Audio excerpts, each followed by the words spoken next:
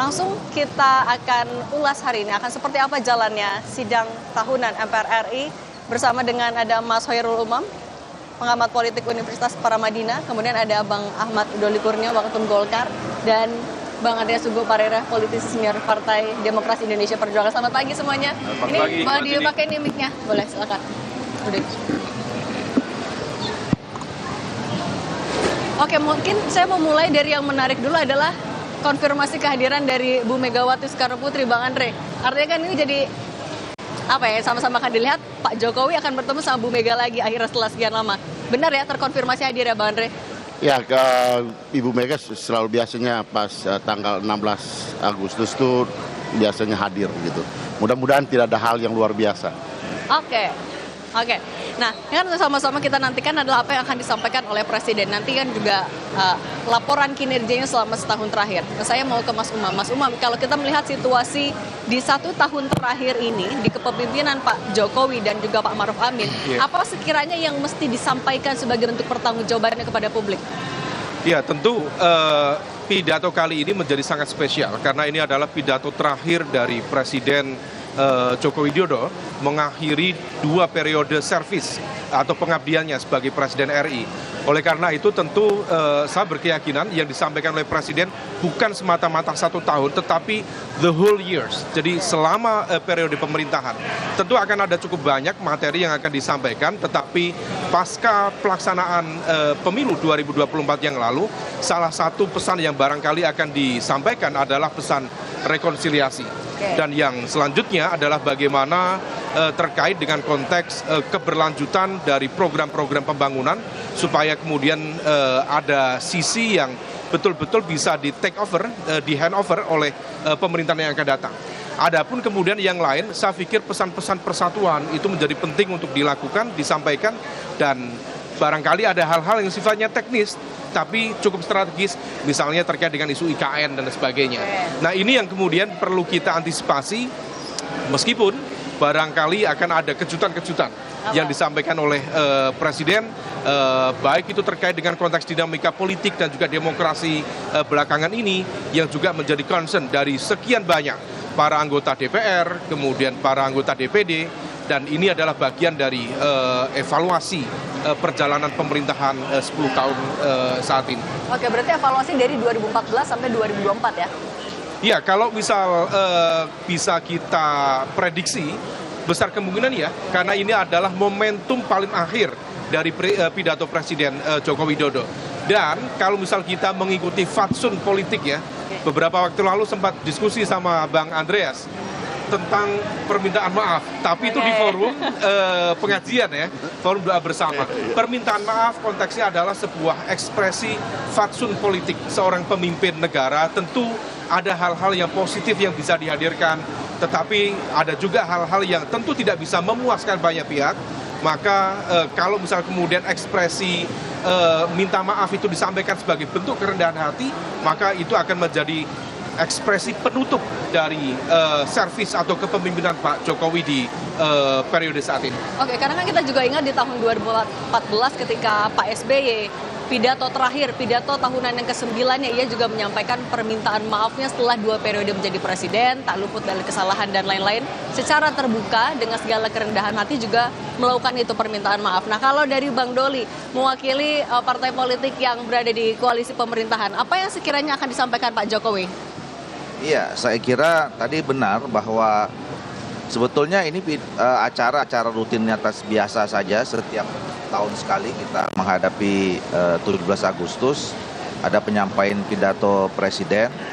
Ya, betul bahwa nanti akan yang disampaikan adalah bagaimana program-program setidaknya selama setahun ini sudah apa saja yang dilaksanakan.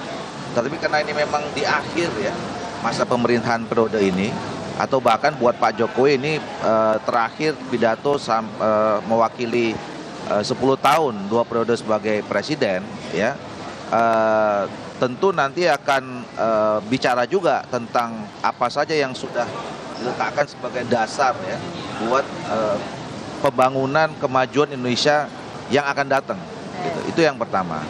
Yang kedua, saya kira karena ya kita sudah sama-sama mengetahui hasil pemilu kemarin, bahwa yang terpilih adalah Pak Prabowo dan Pak Gibran yang kemarin dalam kampanyenya adalah salah satunya berkelanjutan gitu ya. Nah tentu saya kira Pak Jokowi juga menyampaikan kira-kira ke depan apa hal-hal yang juga penting untuk dilanjutkan ya. Kemudian program-program apa saja yang juga menjadi strategis 5-10 tahun ke depan setelah beliau meletakkan dasar yang cukup kuat selama 10 tahun terakhir ini. Jadi nanti mungkin kalau kita lihat nota keuangannya itu sudah mewakili ya program-program yang akan dilanjutkan atau dilaksanakan paling tidak setahun pertama ke depan oleh pemerintahan baru nanti di bawah Pak Prabowo dan Pak Gibran. Oke, artinya kan itu adalah sesuatu yang di depan. Tapi kalau misalnya dalam pidato hari ini kan juga kita menunggu refleksinya apa. Kalau dari Partai Golkar melihatnya apa yang harus direfleksikan dari pemerintahan Pak Jokowi? Iya, saya kira secara umum ya, overall banyak hal-hal yang juga sudah dicatatkan ya oleh pemerintahan Pak Jokowi dan Pak Prabowo ya. Pembangunan kita terlihat cukup baik ya. Misalnya salah satunya ya yang sangat fenomenal itu kan adalah di periode ini dimulai proses ya pemindahan ibu kota negara kita yang baru yang kita sebut sebagai Nusantara itu. Ini kan juga proyek masa depan Indonesia ya. IKN itu mewakili simbol kemajuan Indonesia bukan hanya 5-10 tahun tapi misalnya 50 sampai 100 tahun atau ratusan tahun. Karena dulu pada saat Indonesia merdeka meletakkan Jakarta sebagai ibu kota itu kan sekarang sudah hampir 500 tahun umurnya. Nah, jadi itu menandakan bahwa pemerintahan ini sudah meletakkan catatan sejarah untuk menatap masa depan ratusan tahun ke depan gitu. Nah, ini yang juga saya kira menjadi catatan. Nah yang lain banyak aspek-aspek yang memang sudah terjadi kemajuan ya. Kita lihat misalnya ya pembangunan fisik saja. Banyak sekali kita merasakan adanya perbedaan-perbedaan, adanya kemajuan-kemajuan dari periode-periode sebelumnya. Ini sambil kita lihat juga ya para tamu undangan sudah mulai hadir. Tadi ada Ketua DPR RI Puan Maharani sudah hadir.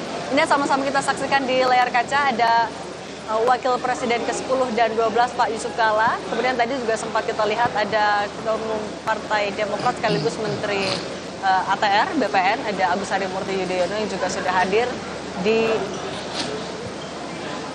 area kompleks Parlemen Jakarta. Kita lanjutkan lagi kalau tadi dari Partai Golkar. Nah kalau dari PDIP Bang Rea sebagai partai politik yang kita tahu awalnya kan juga mendukung Pak Jokowi, berada di pemerintahan. Sekarang kan kondisi lagi cukup panas dingin lah ya Bang. Gimana? Apa catatan, ya apa yang harus disampaikan oleh Pak Jokowi sekiranya dalam sidang ini? Ya, saya bukan orang yang bisa memprediksi ya, tapi biasanya di bagian akhir ya, sebelum ya orang berpisah, artinya dalam hal ini di pemerintahan tentunya. Tentu yang pertama kita mengucapkan terima kasih.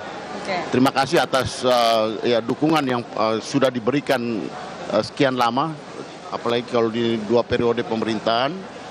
Kemudian juga ya kalau mau mengucapkan permintaan maaf atas yang pernah kita diskusikan.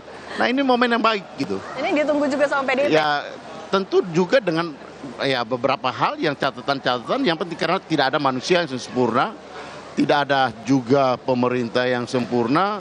Tentu ada hal-hal yang perlu disampaikan. Tapi kalau itu disampaikan dengan tulus, saya kira ini momentum yang baik dan tepat. Tentu kemudian juga evaluasi terhadap perjalanan pemerintahan. Memang di waktunya mungkin ya 1 jam, 1,5 jaman lah ya, ini kalau kita lihat dari agendanya. Tapi itu bisa dimanfaatkan termasuk juga untuk evaluasi terhadap perjalanan pemerintahan yang tadi ya Mas Doli juga sampaikan gitu. Ya banyak hal positif, tapi banyak hal yang belum dilakukan juga. Misalnya satu hal yang berkaitan dengan revolusi mental. Itu yang banyak ditunggu-tunggu orang jadi ikon yang di tahun 2014 kemarin gitu kan.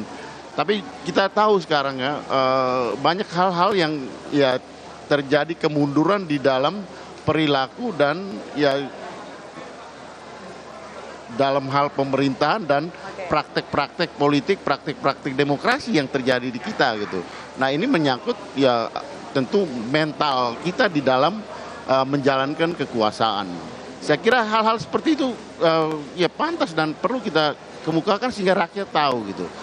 Dan kemudian yang berikut tentu hal yang berkaitan dengan kalau mau disampaikan juga pesan apa ke depan untuk bangsa dan negara ini gitu.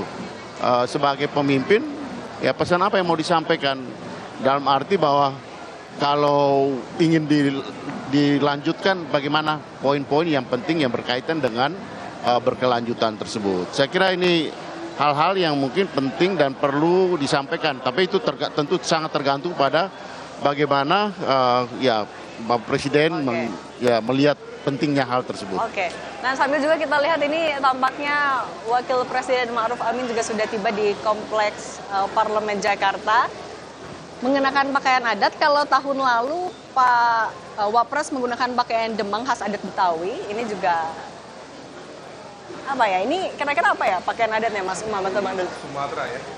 Atau Bang ada yang tahu? Lampung atau Sumatera Selatan. Melayu ya, Adat Melayu. adat Ada Melayu ya? Oke. Jam 8.34 Wakil Presiden bersama dengan istri Bu Wuri Ma'ruf Amin sudah tiba mengenakan pakaian adat. Ini pakaian adat ini juga biasanya menjadi satu Jadi elemen simbol, of ya? surprise-nya tuh ya. Oh, Bu Mega kira-kira pakai baju apa nanti? Saya nggak tahu juga persis. Oke. Tapi merah putih pasti. Merah putih ya.